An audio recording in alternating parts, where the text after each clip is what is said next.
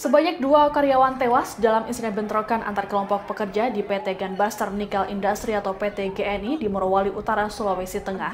Peristiwa ini disebut bermula dari aksi mogok kerja yang dilakukan oleh sejumlah karyawan.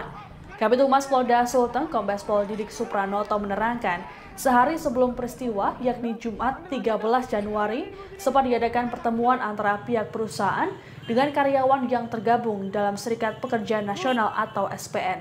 Dalam pertemuan, massa buruh menyampaikan 8 tuntutan, namun tak ada kesepakatan antara kedua belah pihak.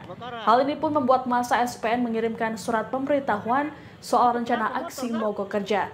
Merespons hal ini, PT GNI kemudian menyampaikan bahwa pihaknya tak dapat menerima semua tuntutan yang diajukan oleh para buruh. Mendapat jawaban tak memuaskan, para buruh kemudian menggelar aksi mogok kerja di lingkungan perusahaan.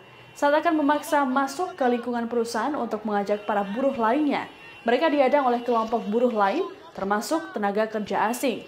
Alhasil bentrokan tak dapat terhindarkan.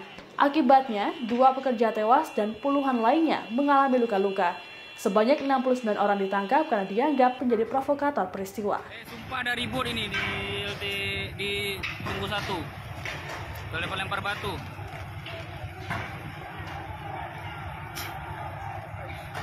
Ya, naik.